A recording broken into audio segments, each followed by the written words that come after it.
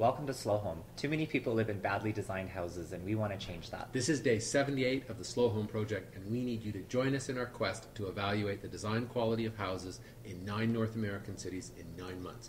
This week, we're analyzing single-family homes in the Dallas-Fort Worth Metroplex, and today we're going to be working on a design exercise to rework one of the single-family houses that was posted on the Slow Home Project earlier in the week. So this is my favorite day of the week because I love this because we can prove to the world that the slow homers are better at designing projects, residential projects, than most of the developers out there, and most of the stuff that's built is pretty bad, and we can do a better job.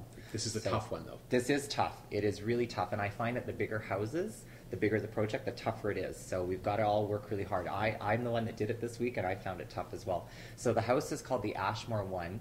It's in Lake Vista by Sandlin Custom Homes. It's 2,081 square feet. Now, it's a bungalow, so there's 3 bedrooms and 2 bathrooms, and it's quite a big footprint. So John's going to have a look at the plan with us and tell us. And then I'm going to tell you what you need to be doing. Okay, so here's the front of the front website. You can see what the house looks like. That's not really the important part. Here's the floor plan, and I'm going to just go right directly to our version of it. We've got a 2-car garage at the front of the house, which is pretty standard. We've got an entrance that comes into a foyer.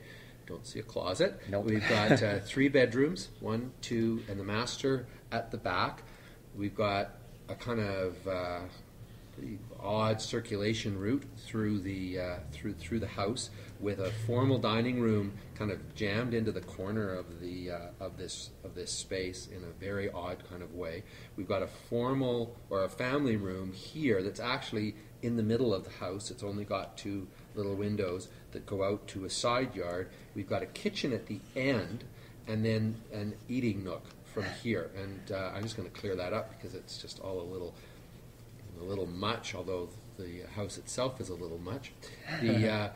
One of the strangest things, I think, is this entrance into the master from the eating nook. From the eating nook. So if you need a late night sandwich, you're really close there. And the fact that you're sort of coming in off of the garage. A lot of cladding geometries, a lot of 45-degree angles. Yeah. I don't think that this is all that bad, and so I agree. I think you could make that work, but of course we've got to deal with that. Yeah. So here's the challenge for this week, and it's a tough one.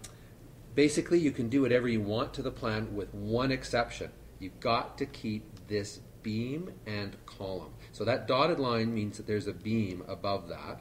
Structural beam, and then there are 2 columns that are coming down, one here and one here. So you either have to have them as a column, or they need to be built into a wall, either like that or like that.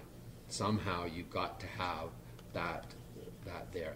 I think that, again, I would say, because this is a pretty tough project, I would try to leave the general configuration of those rooms. You need to deal with the circulation issue, but I would try and leave that as best you can. If you want to, you can change that diagonal cutout in the garage, but other than that, you need to leave everything the same. So it's a big challenge. Big challenge, I think, that we've got to deal with. Matthew's going to show you what he's done, and you can click on the bottom of the link at the bottom of the player to watch that after you've had your try at it. We just want to also remind everybody that John and I are going to be in Toronto this Saturday, and we'd like to meet all the slow homers. So if you're in the Toronto area, come down to the Mill Street Brew Pub. It's in the Distillery District. John and I will be there between 2 and 4 on April 10th. So Saturday, April 10th, and we hope to see everybody.